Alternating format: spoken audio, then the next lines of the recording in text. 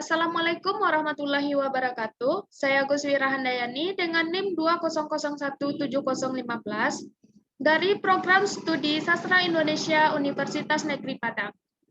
Nah, kali ini saya akan membahas tentang fungsi sintaksis. Tujuan dari video kali ini yaitu untuk memenuhi ujian tengah semester sintaksis. Yang pertama yaitu saya akan membahas tentang pengertian fungsi sintaksis.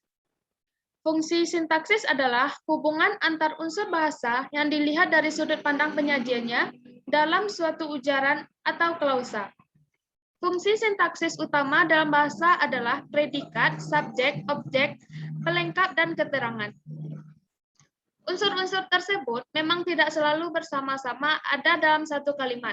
Kadang-kadang, sebuah kalimat terdiri atas subjek dan predikat saja. Subjek, predikat, dan objek. Subjek, predikat, objek, dan keterangan, dan subjek, predikat, pelengkap, dan keterangan. Yang pertama yaitu saya akan membahas tentang subjek. Dalam analisis fungsi sintaksis, subjek biasanya ditandai dengan huruf S besar. Subjek dalam suatu kalimat dapat diidentifikasi dengan menggunakan pertanyaan apa atau siapa, dan umumnya terletak di awal, sebelum penulisan predikat. Ciri-ciri subjek. Yang pertama yaitu jawaban atas pertanyaan apa atau siapa. Didahului dengan kata bahwa. Yang ketiga berupa kata atau frasa, benda dapat disertai dengan kata ini atau itu. Yang keempat, disertai dengan pewatas yang. Yang kelima, dapat disertai dengan partikel pun. Yang keenam, tidak didahului dengan preposisi di, dalam, pada, kepada, bagi, dan lain-lain. Yang ketujuh yaitu tidak dapat diingkarkan dengan kata tidak, tetapi dapat diingkarkan dengan kata bukan.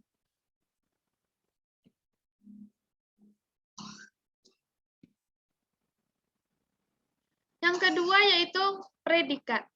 Predikat memiliki fungsi penting dalam kalimat, yakni sebagai unsur inti kalimat.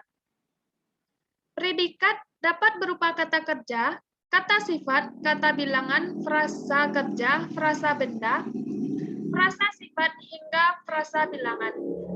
Di dalam sebuah kalimat, predikat biasanya ditandai dengan menggunakan P besar.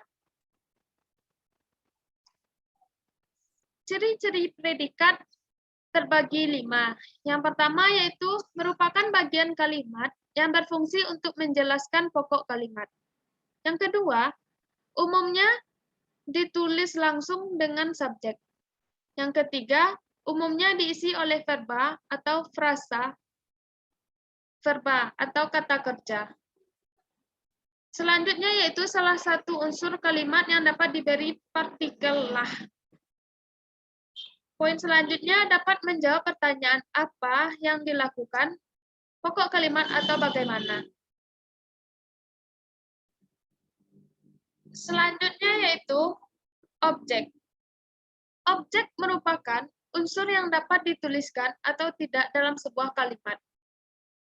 Meskipun begitu, dalam sebuah kalimat transitif, objek wajib untuk dituliskan. Objek dapat berupa kata atau frasa benda. Mudahnya, objek dapat diartikan sebagai suatu yang dikenai tindakan oleh subjek. Penulisan objek biasanya ditulis dengan huruf O besar. Ciri-ciri objek terbagi 3. Yang pertama merupakan nomina atau frasa nomina. Yang kedua, untuk kalimat dengan verba transitif, penulisannya langsung setelah predikat.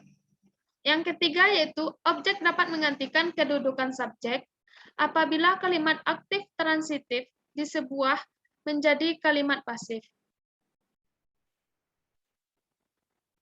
Poin selanjutnya yaitu pelengkap.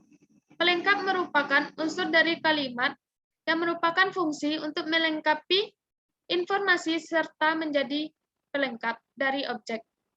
Pelengkap biasanya ditulis pel, terkadang memiliki fungsi yang serupa dengan objek, karena sama-sama merupakan kata atau frasa nomina. Pelengkap juga biasanya ditulis langsung setelah predikat. Yang kelima yaitu keterangan. Keterangan merupakan unsur dalam kalimat yang memiliki fungsi untuk memberikan keterangan informasi mengenai waktu, tempat, suasana dalam sebuah kalimat. Unsur keterangan biasanya diartikan sebagai unsur tambahan dalam kalimat.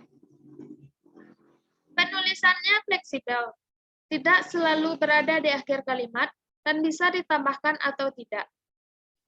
Manaf menyebutkan terdapat beberapa jenis keterangan. Di antaranya adalah keterangan tempat, waktu, alat, cara, penyerta, perbandingan, sebab, akibat, syarat, pengadaian, serta atribut. Ciri-ciri keterangan yaitu terbagi 3. Yang pertama merupakan unsur tambahan dalam kalimat sehingga tidak wajib untuk dituliskan dalam kalimat. Yang kedua yaitu penulisannya dapat berpindah-pindah tanpa harus mengubah struktur serta makna kalimat. Yang ketiga, keterangan dapat diisi dengan adverbia, adjektiva, frasa adverbial, frasa adjektival, dan klausa terikat.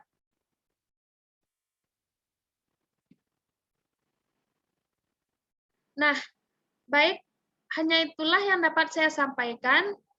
Terlebih terkurang mohon dimaafkan. Saya akhiri, wabillahi taufik wal hidayah.